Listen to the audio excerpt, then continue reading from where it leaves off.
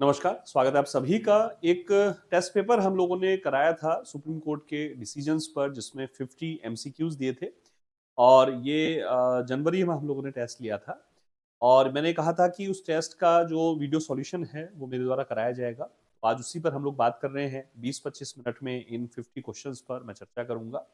अत्यधिक महत्वपूर्ण केसेस हैं। हम सभी जानते हैं कि सुप्रीम कोर्ट के जो केसेस हैं वो एग्जामिनेशन में पूछे जाते हैं।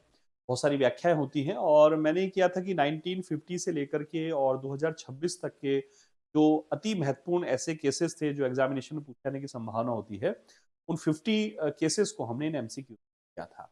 तो फटाफट से हम लोग जुड़ जाते हैं इसमें। भारतीय संविधान, राज्य व्यवस्था, सुप्रीम कोर्ट के डिसीजन पर आधारित 50 जो बहुविकल्पीय प्रश्न, ये पेपर हमारे एप्लीकेशन पे उपलब्ध कराया था हमने।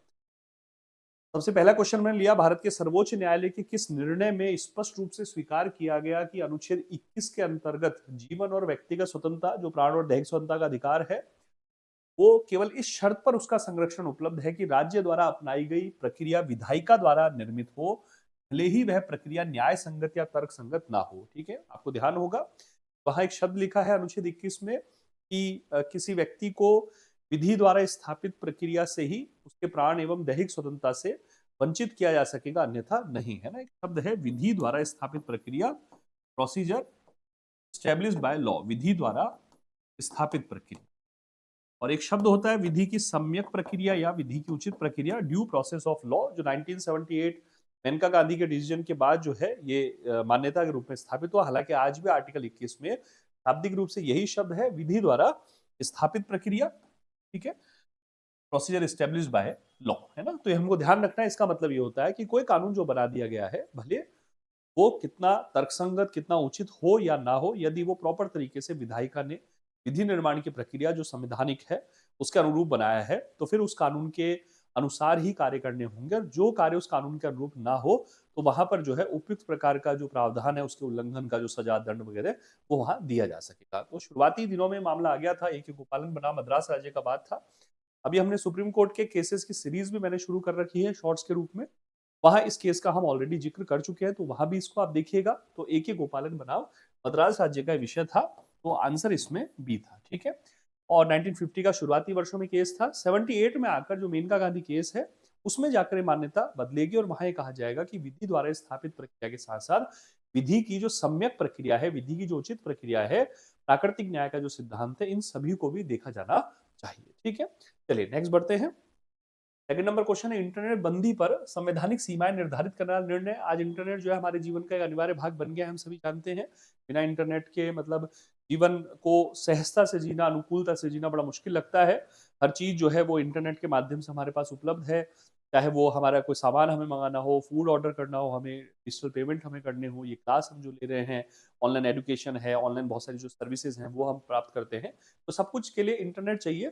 तो ये विषय जो है आया था क्योंकि जम्मू कश्मीर में जब धारा 370 जो संविधान के अनुच्छेद 370 की जो व्यवस्थाएं थी, उसकी उन व्यवस्थाओं को जब समाप्त करते हुए और जम्मू कश्मीर को जो एक विशेष प्रकार का जो दर्जा था वो दर्जा जब समाप्त करते हुए उसे वहाँ भारतीय संविधान के सारे प्रावधान पूर्ण रूप से लागू हो सके, ये जो प्रोविजन जब लाया गया था, तो उस समय पर कुछ समय के लिए वहाँ जो इंटरनेट है उसको लेकर कुछ जो नियंत्रण लगाए गए थे।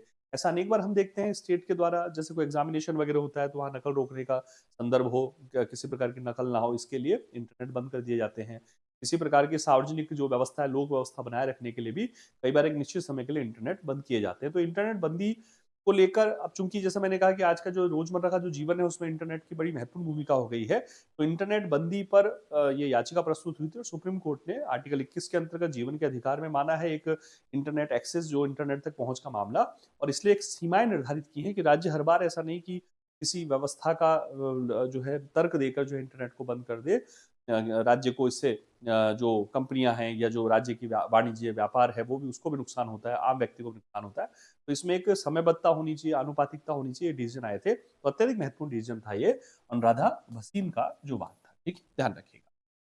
नेक्स्ट बढ़ते हैं हम लोग। किस निर्णय ने स्थापित किया कि राज्य द्वारा शिक्षा में समुदाय आधारित आरक्षण नीति यदि वह समानता के अधिकार का उल्लंघन करती है तो वह असंवैधानिक होगी और इसी के परिणाम स्वरूप पहले संविधान संशोधन की आवश्यकता पड़ी थी, बड़ा महत्वपूर्ण केस था। इस पर भी एक शॉर्ट्स हम ऑलरेडी बना चुके हैं, चंपाकम द्वैराजन बनाम मद्रास राज्य का वाद था, उसमें मैंने डिटेल में इसको समझा रखा है कि क्या केस था। और इससे जो पहला संविधान संशोधन हुआ उससे आर्टिकल 15 में सेक्शन 4 जोड़ा गया था, जहां राज्य को शक्ति दी कि वो सामाजिक या शैक्षणिक दृष्टि से जो पिछड़े हुए नागरिकों के वर्ग हैं और अनुसूचित जातियों और अनुसूचित जनजातियों के हित में विशेष प्रकार के प्रावधान वो स्टेट कर सकेगा। ठीक है, तो ये ध्यान रखें, आरक्षण के संदर्भ में शुरुआती केस इसको माना जाता है, चंपाकम द्वैराजन बनाम मद्रास राज्य का विषय।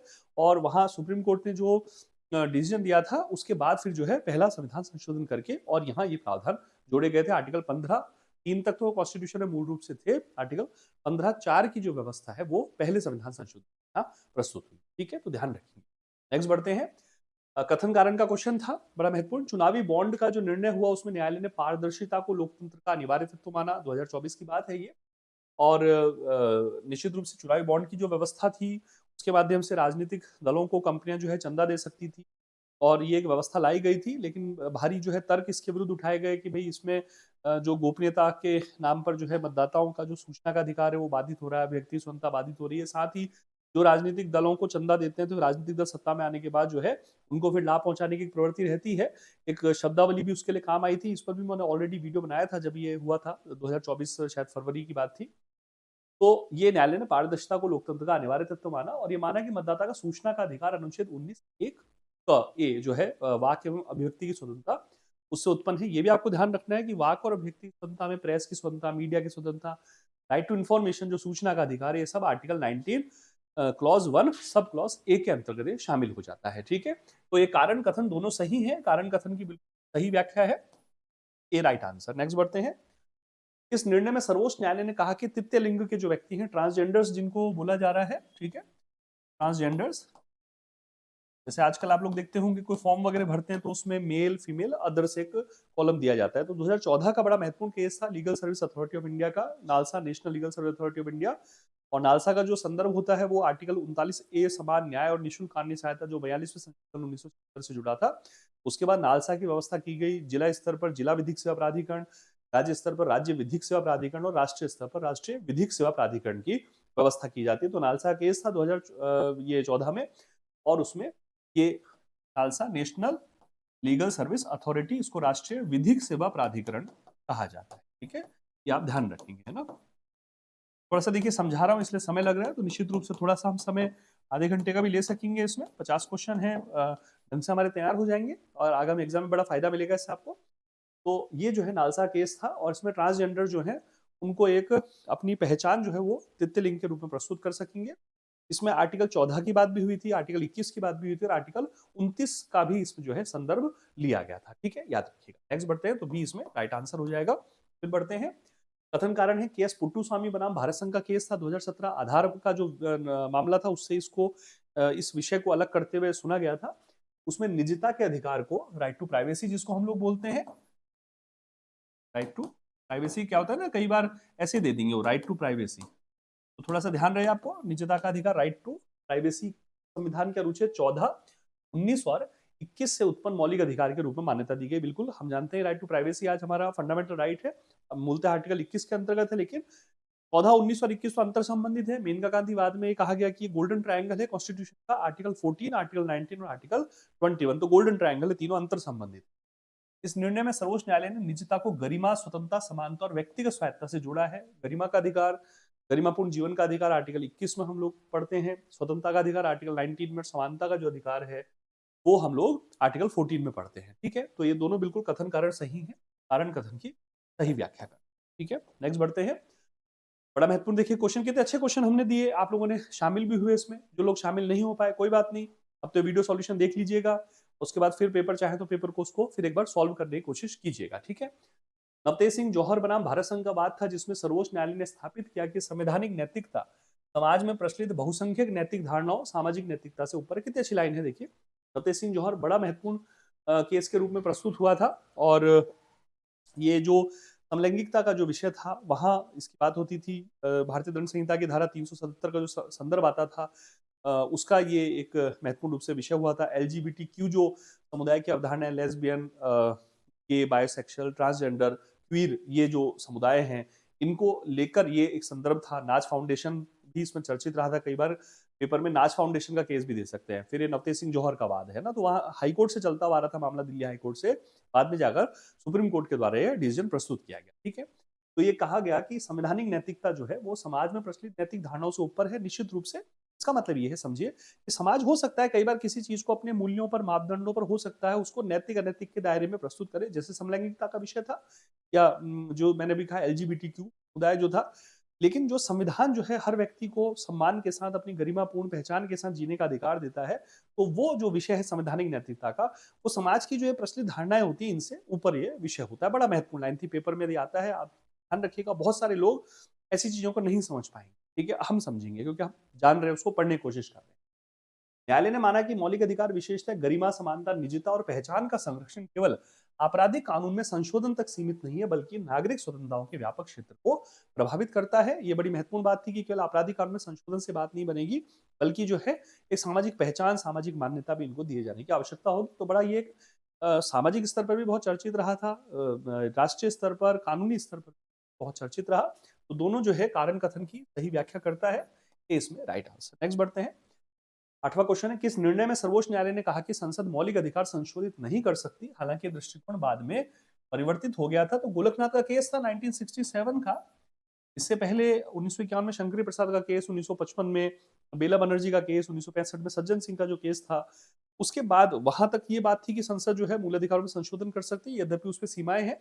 लेकिन गोलकनाथ का जो केस था, 11 न्यायाधीशों की बेंच बैठी, गोलकनाथ बनाम पंजाब राज्य का केस था, और उसमें न्यायालय ने कहा कि संसद ऐसा कोई संशोधन नहीं कर सकती जो मूल अधिकारों को छीनता हो, क्योंकि संसद को संशोधन करने की ऐसी शक्ति है ही नहीं, क्योंकि आर्टिकल 368 जो है वो संशोधन की प्रक्रिया बताता है, संशोधन की शक्ति नहीं देता।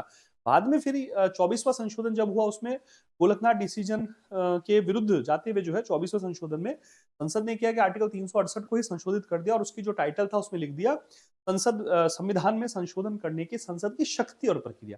तो ये लाइन वहां जोड़ दी गई। और भी कई उसमें महत्वपूर्ण जो है संशोधन हुए थे। अभी संविधान दिवस पर 26 नवंबर को हमने 2025 में एक बहुत शानदार क्लास ली थी, 1.5-2 घंटे क्लास है शायद।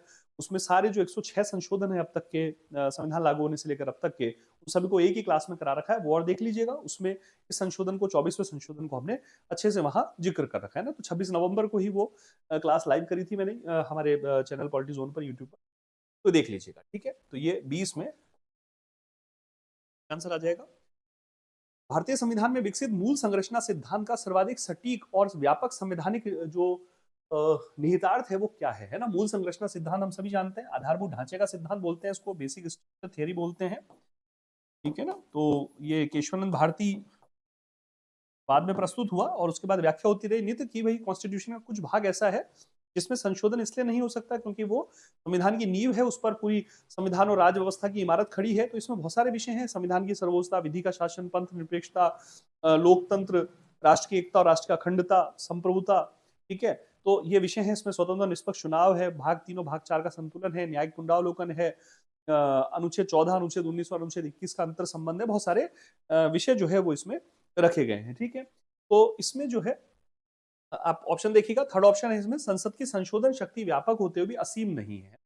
ध्यान रखिए, संसद को संशोधन की शक्ति है लेकिन वो असीम नहीं है, असीमित नहीं है। क्यों? क्योंकि संविधान की कुछ मौलिक विशेषताएं, जैसे संविधान की सर्वोच्चता है, कानून का शासन है, डेमोक्रेसी है, जुडिशियल रिव्यू है, कि संशोधन द्वारा नष्ट या विकृत नहीं की जा सकती। ठीक है, सी इसमें राइट आंसर हो जाएगा। नेक्स्ट बढ़ते हैं। अनुच्छेद 21 के अंतर्गत अपनाई गई प्रक्रिया केवल विधिक ही नहीं है, बल्कि, बहुत महत्वपूर्ण लाइन, अनुच्छेद 21 के अंतर्गत अपनाई गई प्रक्रिया केवल कानूनी नहीं बल्कि वो न्यायोचित हो, उचित और तर्क संगत भी होनी चाहिए। मैंने अभी थोड़ी देर पहले बताया आपको, एक गोपालनवाद की जब व्याख्या कर रहे थे उस समय मैंने कहा कि एक गोपालनवाद में जो व्याख्या दी गई थी उस व्याख्या से बिल्कुल उलट दृष्टिकोण प्रस्तुत किया गया मेनका गांधीवाद में। बड़ा महत्वपूर्ण मामला था। और इसके बाद तो आर्टिकल 14, आर्टिकल 19 और आर्टिकल 21 जो हैं अंतर संबंधित है। ठीक है ना, और प्राकृतिक न्याय का सिद्धांत भी यहाँ प्रस्तुत कर दिया गया। प्राकृतिक न्याय, कानून के पीछे छिपी न्याय की भावना। ठीक है, तो ये हमें थोड़ा सा ध्यान रखना है, महत्वपूर्ण विषय है। नेक्स्ट बढ़ते हैं। आपातकाल के दौरान मौलिक अधिकारों के निलंबन से संबंधित सबसे अधिक आलोचित निर्णय कौन सा है? सबसे अधिक महत्वपूर्ण एक निर्णय था एडीएम जबलपुर बनाम शिवकांत शुक्ला, बनाम शिवकांत शुक्ला भी लिख देता हूं, मान लीजिए पेपर बनाने वाले यही नाम दे दें। और यहाँ जो है 4-1 से डिसीजन आया था। प्रश्न था कि क्या आपातकाल में भी अनुच्छेद 20 और अनुच्छेद 21 जो है वो संरक्षित रहेंगे या नहीं रहेंगे। तो उस समय तो ये माना गया कि भाई विधि द्वारा स्थापित प्रक्रिया के अंतर्गत अगर किसी के प्राण और दैहिक स्वतंत्रता छीनी जा रही है तो वो न्यायालय में अपील नहीं कर सकता। तो 1976 का केस था ये, एक्चुअली 1976 का केस था। बाद में फिर मेनका गांधी केस के बाद तो फिर 44वां संशोधन हुआ और वहां जो है कह दिया गया कि भाई आपातकाल में भी अनुच्छेद जो 20 और अनुच्छेद 21 जो है वो आपातकाल में भी नहीं छीने आते। तो मतलब प्राण और दैहिक स्वतंत्रता का अधिकार और अपराध की दोष सिद्धि के विषय में संरक्षण का जो अधिकार है वो आपातकाल में भी सुरक्षित बना रहेगा। ठीक है भैया, तो ध्यान रखना, ये डी राइट आंसर आ। नेक्स्ट बढ़ते हैं। भारत के सर्वोच्च न्यायालय द्वारा दिए गए केशवानंद भारती बनाम केरल राज्य का जो मामला, क्वेश्चन मैंने रेड पेन से हमने करे हैं और जो विकल्प है वो ब्लैक पेन से कर रखे हैं। ठीक है, केशवानंद भारती बनाम केरल राज्य का जो मामला है उसमें निम्न कथनों पर विचार कीजिए। सर्वोच्च न्यायालय ने संसद की संशोधन शक्ति को पूर्णतः समाप्त कर दिया जिससे भविष्य में संशोधन असंभव हो गया। नहीं, इसमें मामला यही था कि क्या संसद को संविधान में संशोधन करने की शक्ति है और यदि है तो किस सीमा तक है। अगर पहले प्रश्न का उत्तर होता कि भाई संशोधन की शक्ति है ही नहीं तो केस ही खत्म है, लेकिन ये कहा गया कि हाँ संशोधन की शक्ति है। अब आता है दूसरा प्रश्न, यदि है तो उसका विस्तार कहां तक है। तो उसका विस्तार वहां तक नहीं है जहां तक वो आधारभूत ढांचे को टच करे, तो आधारभूत ढांचे में संशोधन नहीं कर सकेगी। तो पहला तो गलत हो गया कथन। दूसरा क्या कह रहा है कि सर्वोच्च न्यायालय ने सिद्धांत स्थापित किया कि संसद संविधान में संशोधन कर सकती है, ठीक है, किंतु संविधान की कुछ मूलभूत और अनिवार्य विशेषताओं को समाप्त नहीं कर सकती। उपरोक्त कथनों के आधार पर सही कथन का हमें चयन करना है, राइट आंसर हो जाएगा बी। ठीक है, सेकंड नंबर राइट हो गया। नेक्स्ट बढ़ते हैं। न्याय का अधिकार है ना, त्वरित सुनवाई का अधिकार भी इसको बोला जाता है, फास्ट ट्रायल, स्पीडी ट्रायल इसको बोलते हैं हम लोग, त्वरित सुनवाई। तो ये जो है किस के माध्यम से आया था, हुसनारा खातून का विषय था। भारत की पहली पीआईएल भी इसको हम लोग के रूप में भी इसको जानते हैं, भारत की पहली जनहित याचिका के रूप में इसको जाना जाता है। हुसनारा खातून बनाम बिहार राज्य का मामला था। तो इसमें जो है शीघ्र न्याय का अधिकार, अनुच्छेद 39A भी कहता है समान न्याय और निःशुल्क कानूनी सहायता, वो हालांकि पहले हो गया था, 42वें संशोधन 1976 से वो जोड़ दिया गया। पीआईएल थी है ना, पीआईएल जनहित याचिका, पहली पीआईएल को बोला जाता है। ठीक है, नेक्स्ट। मेनका गांधी बनाम भारत संघ का निर्णय व्यक्तिगत स्वतंत्रता की व्यापक और सारगर्भित अवधारणा है, बिल्कुल, क्योंकि इसमें आर्टिकल 19, आर्टिकल 21 और आर्टिकल 14 तीनों का अंतर संबंधित किया गया। मेनका गांधी का पासपोर्ट जो है वो जब्ती कर लिया गया था, तो वो पासपोर्ट जब्ती के आदेश को रद्द किया गया। ये कहा गया कि विदेश भ्रमण भी अनुच्छेद 21 के अंतर्गत एक मूल अधिकार है, सरकार की आलोचना करने मात्र पे आप पासपोर्ट जब्त नहीं कर सकते किसी का। ठीक है, तो ठीक है। सर्वोच्च न्यायालय ने प्रतिपादित किया कि अनुच्छेद 21 के अंतर्गत अपनाई गई कोई भी विधिक प्रक्रिया न्याय संगत, उचित और तर्क संगत होनी चाहिए, है ना, ध्यान रखिएगा, उचित, रिजु और तर्क संगत, ये कहा जाता है रिजु, है ना, fair, just and reasonable, English में से बोलते हैं फेयर, जस्ट एंड रीजनेबल, उचित, तर्क संगत और रिजु होनी चाहिए, न्याय संगत। उसे अनुच्छेद 14 और अनुच्छेद 19 के मानकों पर भी खरा उतरना होगा। बार बार कह रहा हूं, अनुच्छेद 14, अनुच्छेद 19 और अनुच्छेद 21, अनुच्छेद 14, अनुच्छेद 19 और अनुच्छेद 21, ये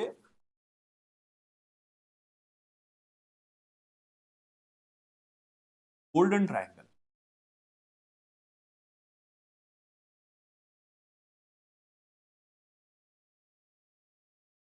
स्वर्णिम त्रिभुज है, इंग्लिश में गोल्डन ट्रायंगल, स्वर्णिम त्रिभुज, गोल्डन ट्रायंगल है। ठीक है, एक तरफ आर्टिकल 14 हो गया, ये 19 हो गया, ये 21 ऐसे। ठीक है, तो स्वर्णिम त्रिभुज का ये विचार है ना, ध्यान रखना आप लोग। तो बिल्कुल कारण कथन की व्याख्या करता है, ये राइट आंसर। नेक्स्ट बढ़ते हैं 15 नंबर क्वेश्चन। किस बात को हेबियस कॉर्पस वाद के रूप में माना जाता है। हेबियस कॉर्पस होता है बंदी प्रत्यक्षीकरण याचिका, अनुच्छेद 32 के अंतर्गत किसी व्यक्ति को अवैध बंदीकरण से सुरक्षा देती है, प्राण और दैहिक स्वतंत्रता को सुरक्षित रखती है। ये याचिका एडीएम जबलपुर बनाम शिवकांत शुक्ला है, 1976 की याचिका। इसी का लोकप्रिय नाम है हेबियस कॉर्पस वाद। ठीक है, याद रखना। नेक्स्ट बढ़ते हैं, सही मिलान करना है। देखिए सब प्रकार के क्वेश्चन देने की कोशिश की है ना, तो इसलिए टेस्ट सीरीज अपनी महत्वपूर्ण है बहुत ज्यादा, आप ध्यान दीजिएगा और पेपर का सॉल्यूशन अपन कर रहे हैं। तो मिनर्वा मिल्स बनाम भारत संघ, ठीक है, एसआर मुंबई बनाम भारत संघ, विशाखा बनाम राजस्थान राज्य, इंदिरा साहनी बनाम भारत संघ का जो केस है। तो विशाखा बनाम राजस्थान का जो मामला था, कार्यस्थल पर महिलाओं की गरिमा और यौन उत्पीड़न से संरक्षण हेतु दिशा निर्देश थे। तो विशाखा बनाम राजस्थान, तो एक तो हम नंबरिंग देते हैं 1 2 और 4। तो सी तो जो है वो 3 हो गया। इंदिरा साहनी का जो वाद है आरक्षण के संदर्भ में, मंडल मामला भी इसको दिया जाता है, तो आरक्षण नीति, तो डी जो है उसमें 4 हो गया। एसआर बोम्मई बनाम भारत संघ, अनुच्छेद 356 और संघवाद, ये विषय इसमें उठाए गए थे। ठीक है, तो एसआर बोम्मई बनाम भारत संघ, तो ये संघीय ढांचा और राज्यों की स्वायत्ता की संवैधानिक रक्षा, तो डी जो है एसआर बोम्मई में 1 हो गया। और बाद में फिर ए मिनर्वा मिल्स बनाम भारत संघ, तो संविधान संशोधन शक्ति की सीमित प्रकृति, मूल संरचना का संरक्षण, भाग 3 और भाग 4 में संतुलन बताने की बात की गई थी मिनर्वा मिल्स केस में। ठीक है, याद रखिएगा। तो ए जो है उसमें 2 हो गया। तो 2 1 3 4, तो 2 1 3 और 4, तो इसमें ए राइट आंसर। ठीक है, नेक्स्ट बढ़ते हैं। भारत के सर्वोच्च न्यायालय ने किस निर्णय में सिद्धांत स्थापित किया कि कार्यस्थल पर महिलाओं की गरिमा, समानता और सुरक्षित कार्य परिस्थितियां संविधान के अनुच्छेद 14, 15, 19 और 21 से प्रत्यक्ष रूप से संबंधित हैं, और जब तक विधायिका कानून नहीं बनाती है तब तक न्यायालय द्वारा जारी जो दिशा निर्देश बाध्यकारी होंगे। बड़ा महत्वपूर्ण मामला था, विशाखा बनाम राजस्थान राज्य का मामला था, 1997 का ये मामला था, और बड़ा लोकप्रिय पेपर्स के लिए रहा ये, और बहुत महिलाओं की सुरक्षा को लेकर, महिलाओं की गरिमा, उनके सम्मान की रक्षा, यौन उत्पीड़न से सुरक्षा को लेकर बहुत लोकप्रिय, बहुत ज्वलंत, बहुत महत्वपूर्ण दिशा निर्देश हैं इसमें। विशाखा गाइडलाइन इसको बोलते हैं, 97 का केस है ये। तो ये यहाँ पर, और इन आर्टिकल्स को जो है अंतर संबंधित, क्योंकि जैसे आर्टिकल 15 कहता है कि राज्य जो है महिला और बच्चों के लिए विशेष प्रकार के प्रावधान कर सकता है। ठीक है, तो इसलिए आर्टिकल 15 का संदर्भ आया। आर्टिकल 14, 19 और 21 तो आप समझ गए कि तीनों अंतर संबंधित होते हैं, लेकिन आर्टिकल 15 इसलिए क्योंकि वहां लिखा गया है कि राज्य महिला और बच्चों के लिए विशेष प्रकार के प्रावधान कर सकता है, तो ऐसी गाइडलाइन बना सकेगा कार्यस्थल पर महिलाओं के सम्मान की, महिलाओं की गरिमा की, महिलाओं की स्वतंत्रता की जो है वो सुरक्षा हो सके। ठीक है, तो ये एक अत्यधिक महत्वपूर्ण मामला है। नेक्स्ट बढ़ते हैं। भारत के सर्वोच्च न्यायालय ने किस निर्णय में स्थापित किया कि नार्को विश्लेषण, लाई डिटेक्टर और मस्तिष्क का मानचित्रण जैसे वैज्ञानिक परीक्षण यदि अभियुक्त की स्वतंत्र और सूचित सहमति के बिना कराए जाएं तो व्यक्तिगत स्वतंत्रता के संवैधानिक संरक्षण को निष्प्रभावी कर देते हैं। तो ये सेल्वी बनाम कर्नाटक राज्य का मामला था। इसमें जो है अनुच्छेद 20 खंड 3 की बात हो रही है। अपराध की दोष सिद्धि के विषय में संरक्षण है अनुच्छेद 20, जिसमें 3 अधिकार मिलते हैं। अनुच्छेद 20 खंड 1 कहता है भूतलक्षी दंड विधान का निषेध या कार्योत्तर विधियों से संरक्षण।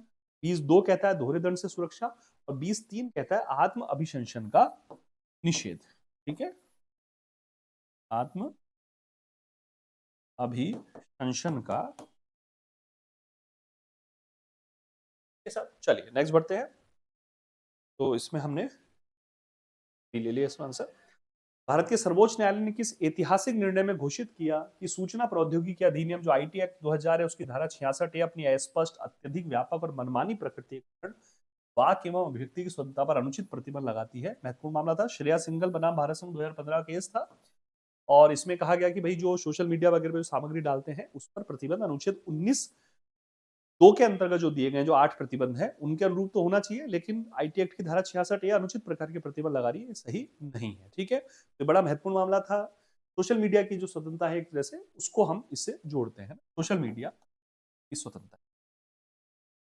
हालांकि सोशल मीडिया पे कुछ भी पोस्ट करें तो उसमें हमारी एक जिम्मेदारी होनी चाहिए, है ना, एक नागरिक के रूप में एक संवैधानिक विधायी जिम्मेदारी होनी चाहिए। जिम्मेदारी के साथ ही पोस्ट करना चाहिए, ये तो हमेशा आप ध्यान रखें।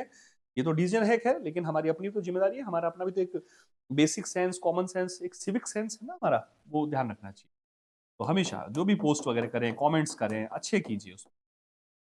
ऐसा नहीं हो कि किसी को दिक्कत नहीं होनी चाहिए ना, सबके सम्मान की रक्षा होनी चाहिए, और हमारा भी अच्छा एक बौद्धिक उसमें एक बौद्धिक उत्कृष्टता, एक बौद्धिक शिष्टाचार उसमें दिखना चाहिए हमारा। ठीक है ना, ऐसा नहीं कुछ भी लिख दिया और वो अच्छा नहीं है वो, तो उसकी जरूरी नहीं। इसलिए मैं कह रहा हूँ कि ये तो हमारे कॉमन सेंस की बात है भाई। ये आप अपने विचार व्यक्त कर रहे हो तो विचार अच्छा ही व्यक्त करो, अन्यथा मत करो। व्यक्त करो विचार तो अच्छा व्यक्त करो। ठीक है, तो सोशल मीडिया की स्वतंत्रता का संदर्भ है। ठीक है, नेक्स्ट बढ़ते हैं।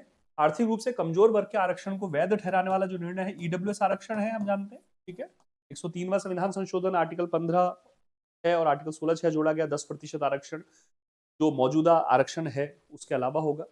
SC ST OBC आरक्षण के अलावा ये ईडब्ल्यूएस आरक्षण 10% तक आरक्षण शिक्षण संस्थानों में और नौकरियों के संदर्भ में। तो जनहित अभियान बना भारत संघ का केस था, इस पे भी हमने एक डिटेल वीडियो पहले बनाया हुआ है ना, तो आप देख सकते हैं हमारे चैनल पे प्लेलिस्ट बना रखी है सुप्रीम कोर्ट के डिसीजन की अलग से, वो देख सकते हैं।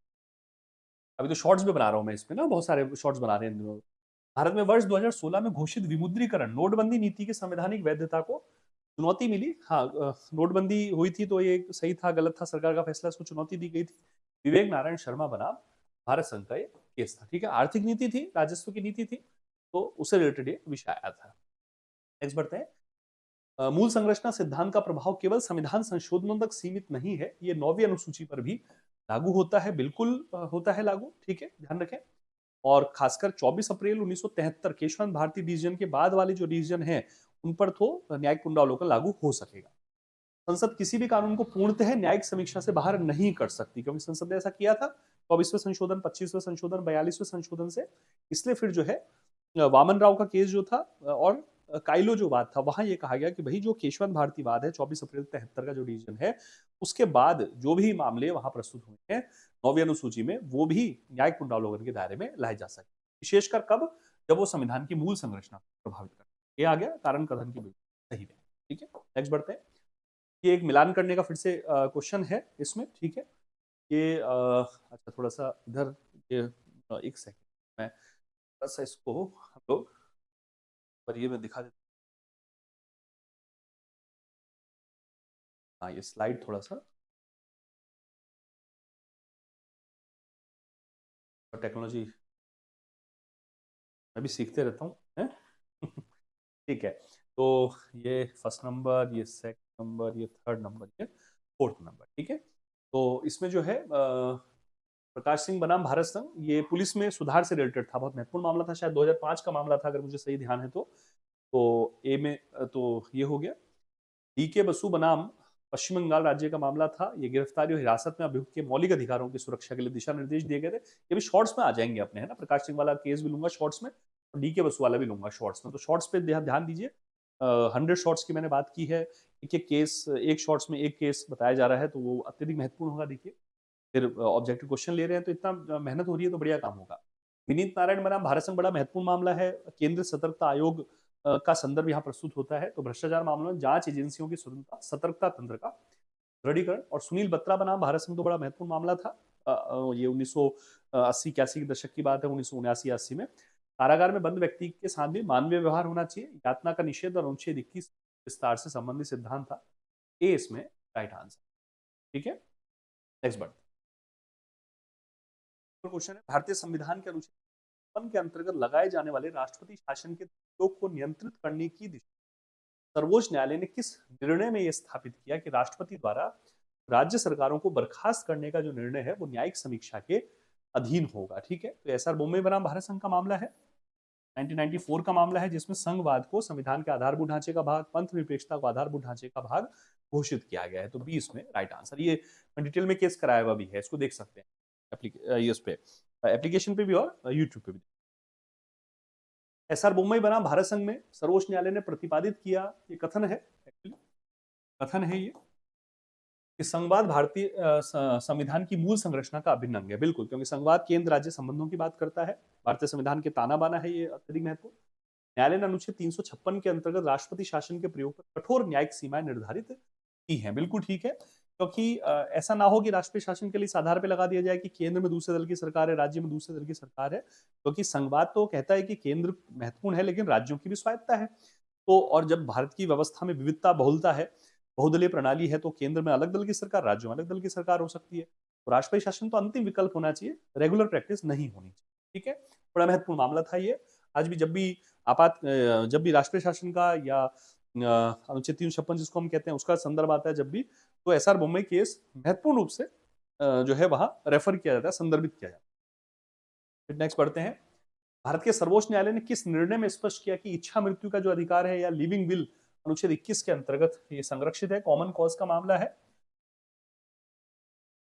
कि देखिए गरिमापूर्ण जीवन के अधिकार में जो सम्मान के साथ एक गरिमापूर्ण तरीके से मृत्यु का अधिकार भी है, उसी के लिए लिविंग विल जो है एक दस्तावेज है वैध, जो एक स्वस्थ मस्तिष्क के साथ प्रस्तुत किया जाए, जिसमें व्यक्ति ये घोषित करता है कि किसी समय जीवन में यदि वो ऐसी स्थिति में पहुंच गया कि जो है मेडिकल उपकरणों की सहायता से जीवित रह रहा है, तो फिर मेडिकल उपकरणों की सहायता से उसे जीवित ना रखा जाए।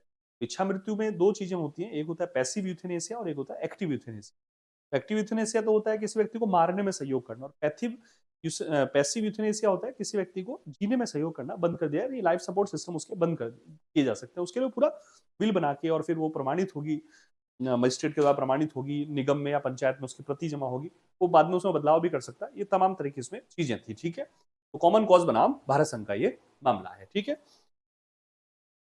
सही उत्तर किहोतो होलोहान निर्णय जो है, किहोतो है ना, किहोतो होलोहान निर्णय में दल बदल कानून को असंवैधानिक ठहराया गया नहीं। दल बदल कानून को असंवैधानिक नहीं ठहराया, इस निर्णय में अध्यक्ष के निर्णय को न्यायिक समीक्षा योग्य माना गया। बिल्कुल सही। तो ये है कि दल बदल में बहुत सारे प्रोविजन है 10वीं अनुसूची में, उसमें अन्य सभी प्रोविजन को स्वीकार किया गया, लेकिन एक पैरा नंबर 7 था जिसमें कहा गया था कि जो स्पीकर का या सभापति का जो डिसीजन होगा किसी सांसद या विधायक को अयोग्य घोषित करने का, उसे वो अंतिम माना जाएगा। तो न्यायालय ने कहा नहीं, ऐसा नहीं है, क्योंकि जब आप डिसीजन देते हैं ऐसा, तो आप एक ट्रिब्यूनल के अध्यक्ष के रूप में कार्य करते हैं, और ट्रिब्यूनल के निर्णय के विरुद्ध अपील जो है वो न्यायालय में की जा सकेगी। पैरा नंबर 7 जो था उसको असंवैधानिक घोषित करा। इसको जो है हम पृथककरणीयता का सिद्धांत, डॉक्ट्रिन ऑफ सेवरेबिलिटी जो बोलते हैं, वो यहाँ काम में लिया गया था। महत्वपूर्ण मामला है दल बदल का अत्यधिक। दो जो है वो इसमें सही है। नेक्स्ट बढ़ते हैं, ये सही मिलान करना है। एमसी मेहता बनाम भारत संघ, ये पर्यावरण से रिलेटेड है। एम पाई बनाम भारत संघ, ये शैक्षणिक संस्थानों से रिलेटेड है। ओल्गा टेलिस जो है वो आजीविका के अधिकार से रिलेटेड है, और नालसा जो है वो तृतीय लिंग से संबंधित है। तो ए में 1 है, बी में 2 है, सी 4 और डी 3 है, ठीक है। डी इसमें राइट आंसर। महत्वपूर्ण केस है एमसी मेहता बाद बड़ा महत्वपूर्ण है, पर्यावरण संरक्षण को लेकर ध्यान रखेंगे।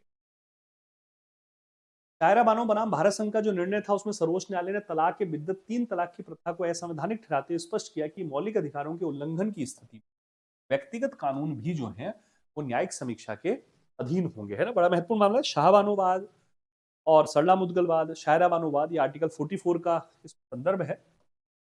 44 हम सभी जानते हैं।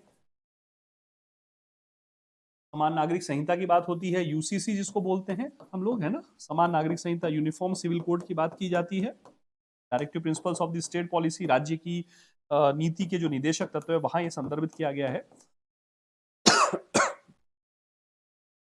तो इसमें जो है मौलिक अधिकारों के उल्लंघन में व्यक्तिगत कानून, जो दीवानी कानून है, वो भी न्यायिक समीक्षा के अधीन होंगे। बिल्कुल ठीक है। कोई भी धार्मिक या व्यक्तिगत प्रथा यदि अनुच्छेद 14 और अनुच्छेद 21 के अंतर्गत समानता और गरिमा के अधिकार का हनन करती है, तो उससे संविधान द्वारा संरक्षण प्राप्त नहीं हो सकता। फिर देख लेते हैं इसको। शायरा बानो बाद में सुप्रीम कोर्ट ने ये प्रथा असंवैधानिक ठहराई। बिल्कुल, उन्होंने कहा कि मौलिक अधिकारों के उल्लंघन की व्यक्तिगत कानून जो है वो भी न्यायिक समीक्षा के अधीन होंगे। बिल्कुल, कोई भी धार्मिक प्रथा या व्यक्तिगत प्रथा यदि अनुच्छेद 14 और अनुच्छेद 21 के अंतर्गत समानता और गरिमा के अधिकार का हनन करती है, तो उसे संविधान द्वारा संरक्षण प्राप्त नहीं हो सकता है, ठीक है। तो ये बिल्कुल ठीक है। अब इसमें क्या है, इस तरह के जो क्वेश्चन होंगे, देखिए मुझे लगा कि सीधा से क्षैतिज संबंध नहीं है, इसलिए हमने इसका बी माना।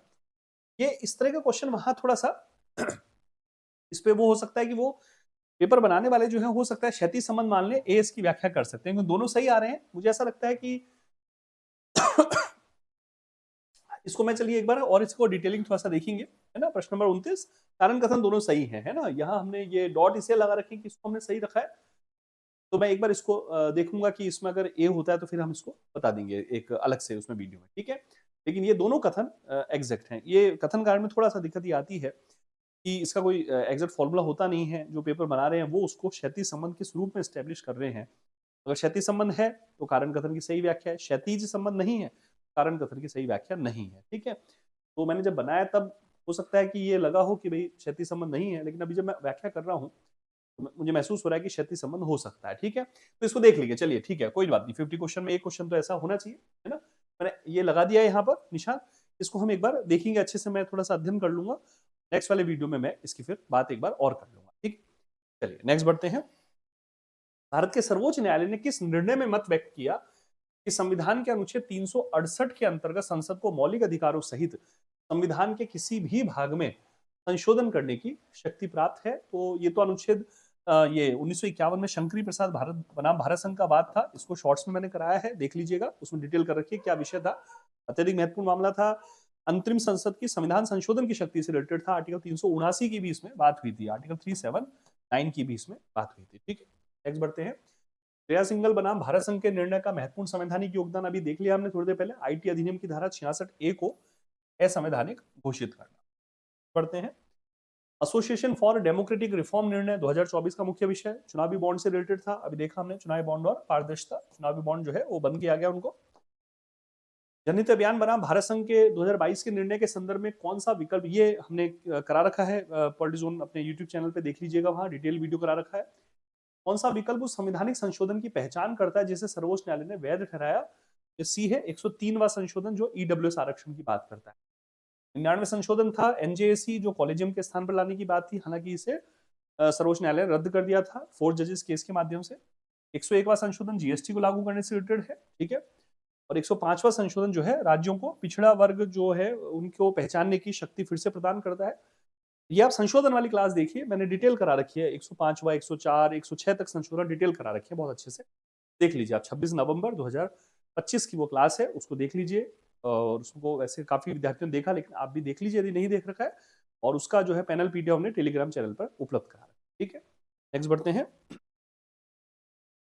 राधा भसीन बनाम भारत संघ 2020 का में न्यायालय ने इंटरनेट स्वतंत्रता के संदर्भ में किसको निर्णायक माना था? आनुपातिकता और समयबद्धता, ठीक है, कि प्रतिबंध जो है उस मात्रा से अधिक नहीं हो जितनी जरूरी है, और इसकी एक टाइम लिमिट होनी चाहिए। ऐसा नहीं अनिश्चित काल तक आपने कर दिया, नहीं, वो एक उस टाइम पीरियड को ध्यान रखना चाहिए, ठीक है। ये सुप्रीम कोर्ट ने डिसीजन दिया, दैट इज कॉल्ड आनुपातिकता और समयबद्धता।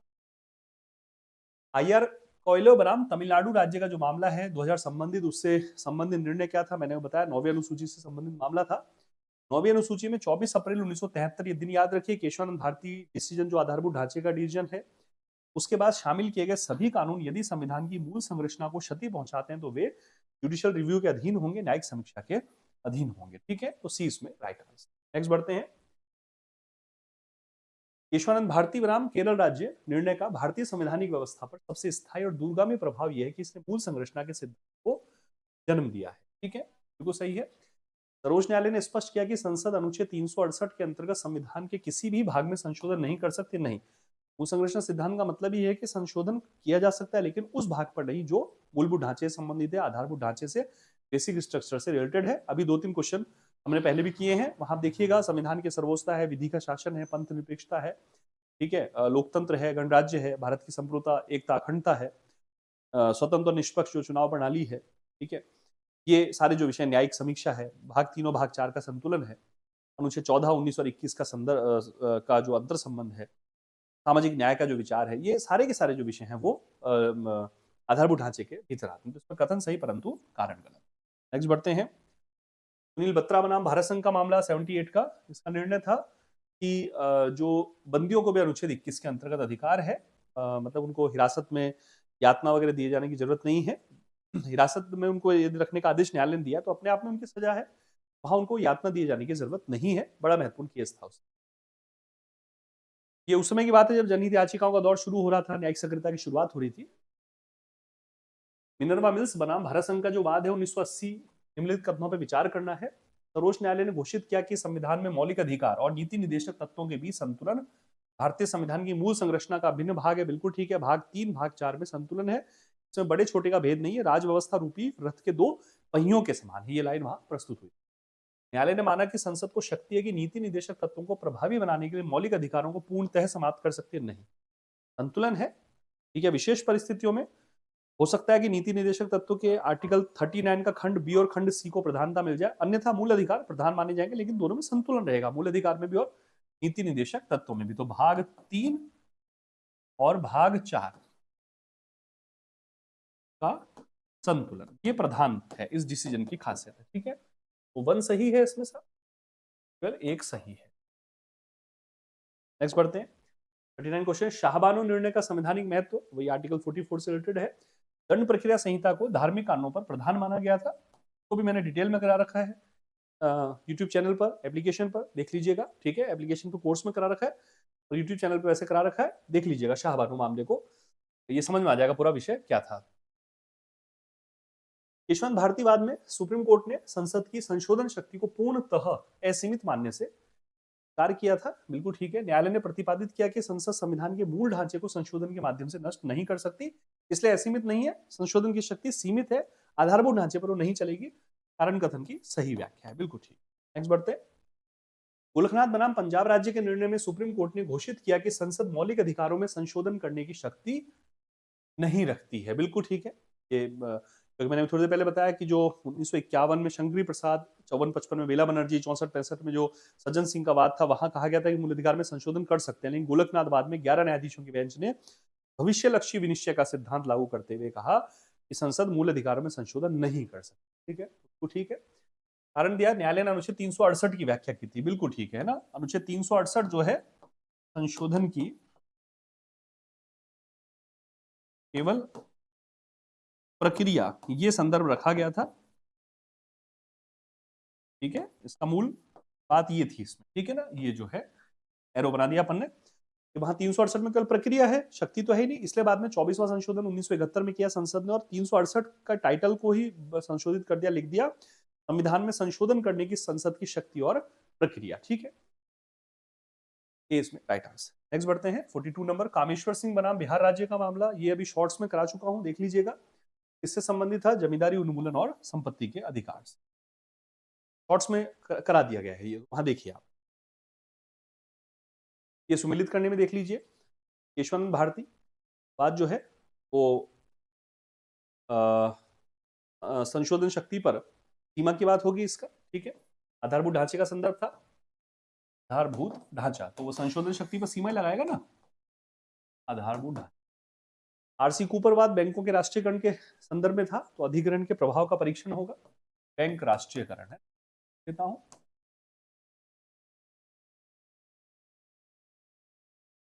पढ़ेंगे तो याद हो जाएंगी चीजें, पढ़ना तो पड़ेगा, है ना। बैंक राष्ट्रीयकरण, तो बी में 1 आ गया, अधिग्रहण के प्रभाव का परीक्षण। मिनर्वा मिल्स जो है वो संतुलन का सिद्धांत, भाग 3 और भाग 4, भाग 3 बराबर भाग 4, है ना, संतुलन। बराबर तो नहीं लिखूं मैं, उससे कहीं कंफ्यूजन हो जाए आपको, मैं लिख चुका हूं पहले, संतुलन है। और काइलोबाद जो है 9वीं अनुसूची न्यायिक समीक्षा, है ना, 24 अप्रैल 1973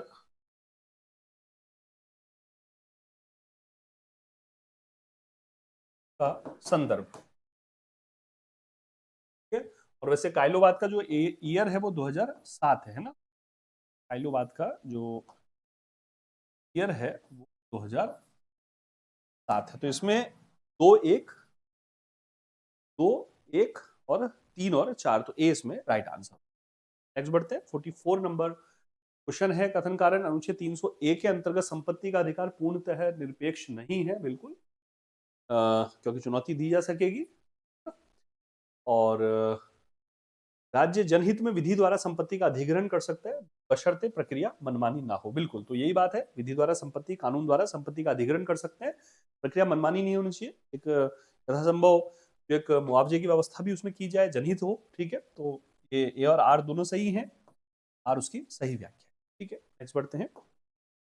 संपत्ति अधिकार को मौलिक अधिकार से हटाने के पक्ष में तर्क था समाजवाद का तर्क। सीधी सीधी बात है कि हम समाजवाद लाना चाहते थे, समानता की बात करते थे, सामाजिक आर्थिक विषमताओं के उन्मूलन की बात करते थे। संपत्ति का अधिकार पूंजीवाद की व्यवस्था को बता रहा था, और संपत्ति का अधिकार को मौलिक अधिकार से हटाना बताता था कि समाजवाद की जो हमारी प्रतिबद्धता है उसको हम आगे ला रहे हैं।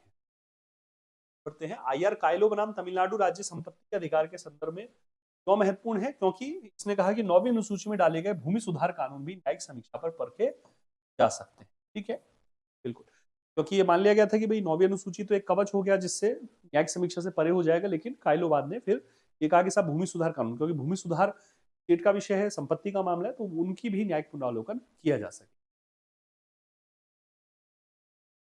73 के राष्ट्रीय आपातकाल के दौरान मूल अधिकारों की न्यायिक प्रवर्तनीयता, यानी मूल अधिकार का उल्लंघन होता है तो व्यक्ति क्या न्यायालय में शरण लेने का अधिकार रखता है आपातकाल के समय, उस पर सबसे गंभीर और दूरगामी प्रभाव सर्वोच्च न्यायालय के किस निर्णय कारण पड़ा जिसके परिणाम स्वरूप नागरिकों के पास हेबियस कॉर्पस भी व्यवहारिक रूप से उपलब्ध नहीं था। हाँ, क्योंकि उस समय मैंने कहा एडीएम जबलपुर बनाम शिवकांत शुक्ला का मामला था 1976 का, जिसने कह दिया कि अनुच्छेद 20 और अनुच्छेद 21 का संरक्षण नहीं मिलेगा, है ना। तो अनुच्छेद 20 और अनुच्छेद 21 की बात थी यहाँ पर, मूलतः अनुच्छेद 20 और अनुच्छेद 21 का यहाँ संदर्भ था। ठीक है, मूलतः अनुच्छेद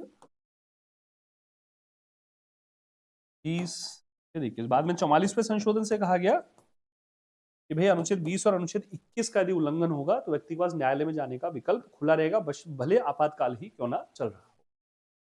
48 नंबर क्वेश्चन है, 1975 के आपातकाल के दौरान अनुच्छेद 21 भी निष्प्रभावी था। बिल्कुल ठीक है। सर्वोच्च न्यायालय ने माना था कि आपातकाल में जीवन और व्यक्तिगत स्वतंत्रता का अधिकार न्यायिक संरक्षण की योग्य नहीं। बिल्कुल यही बात है, तो ए इसमें राइट आंसर होगा, कारण कथन की सही। इंदिरा साहनी बनाम भारत संघ का जो वाद है 92, कौन सा कथन सर्वाधिक सटीक है? मैंने कहा कि आरक्षण से संदर्भित है, और जो पिछड़ा वर्ग आरक्षण की जो बात हुई थी, और मंडल आयोग का जो मामला था, मंडल आयोग की सिफारिशों को लागू करना, इसलिए इसे मंडल मामला भी कई बार कह देते हैं। मंडल मामला है ना, मंडल मामला भी इसको बोल देते हैं। तो इसमें कुछ सिद्धांत दिए गए हैं, ये वैसे पॉलिटी वाले कोर्स में कराता हूं मैं। तो क्रीमी लेयर की अवधारणा दी गई है, पिछड़ों में अगड़ों को पहचानना, मतलब है ना, पिछड़े वर्ग में वो वर्ग जो कि अब सामाजिक सेक्शन दृष्टि से पिछड़े नहीं रहे, उनको आरक्षण के दायरे से बाहर किया जाए, ताकि आरक्षण का लाभ उस वर्ग को मिले जिसे वास्तव में वो मिलना चाहिए, क्योंकि वो उस वर्ग में पिछड़ापन अभी ज्यादा है, तो उसको वो आरक्षण दिया जाना चाहिए। आरक्षण में 50% सीमा होनी चाहिए, विशेष परिस्थितियों में इससे अधिक दिया जा सकता है। पदोन्नति में आरक्षण का निषेध का संदर्भ रखा गया था, बाद में फिर 77वां संशोधन किया गया, जहां फिर पदोन्नति में भी आरक्षण की व्यवस्था प्रस्तुत की गई थी 1995 का। तो वो जो संशोधन वाला जो वीडियो है, बार बार कहूंगा, 26 नवंबर 2025 संविधान दिवस के दिन वो कराया था, तो उस वीडियो को देख लीजिए। सारे संशोधन करा रखे, एक ही क्लास में सारे संशोधन मिल जाएंगे आपको। Right answer. नेक्स्ट बढ़ते हैं।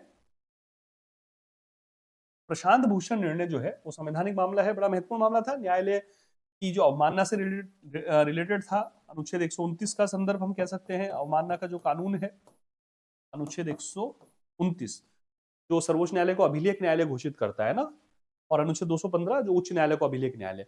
और अभिलेख न्यायालय का मतलब ये है कि सुप्रीम कोर्ट के डिसीजन सब जगह साक्ष्य के रूप में प्रस्तुत किए जाएंगे, उनकी प्रमाणिकता प्रश्न चिन्ह प्रस्तुत नहीं किया जाएगा, और यदि प्रमाणिकता प्रश्न चिन्ह आता है तो फिर उसे न्यायालय अपनी अवमानना मानेगा, और न्यायालय को अपनी अवमानना के विरुद्ध दंड देने की शक्ति प्राप्त है। फिर इसके लिए आप जो अवमानना कानून है 1971 बनाया गया, जिसमें दो प्रकार की अवमानना, सिविल और क्रिमिनल, दीवानी और आपराधिक प्रकार की, फौजदारी प्रकार की अवमानना बनाई गई है। उसमें फिर वो मामले हैं। तो प्रशांत भूषण का मामला था, उन्होंने न्यायालय और न्यायिक अधिकारियों के, न्यायाधीशों के संदर्भ में कुछ टिप्पणियां की थी, तो मामला चला था। प्रशांत भूषण जो है वो वरिष्ठ वकील हैं, और ये मामला चला था, बड़ा वहां चर्चित रहा था।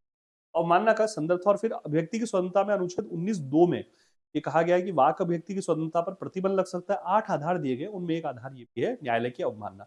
यानी आपकी वाक और अभिव्यक्ति की स्वतंत्रता से यदि न्यायालय की स्वतंत्रता को, न्यायालय के सम्मान को, न्यायालय की गरिमा को, न्यायालय के प्रति जो एक सकारात्मकता होती है, उसको यदि ठेस पहुंचती है, तो फिर न्यायालय उसको अवमानना के रूप में मान सकता है। ठीक है, तो ये ध्यान रखेंगे सब, है ना। तो इस प्रकार से 50 क्वेश्चंस का एक बढ़िया सा पैक हमने प्रस्तुत किया, और बहुत अच्छे से आपने इसमें शामिल भी हुए। आप सभी का आभार, धन्यवाद।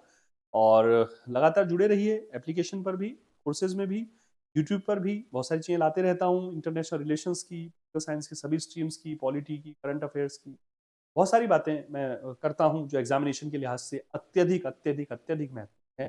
कृपा करके इन सभी वीडियोस को बहुत अच्छे से, और वीडियोस को लाइक शेयर सब्सक्राइब कर दीजिए, चैनल को सब्सक्राइब कर लीजिए ज़्यादा से ज़्यादा संख्या में, ताकि एक अच्छा जो है, अच्छी चीज़ें ज़्यादा मात्रा में प्रचारित हो सकें। तो यही उद्देश्य है।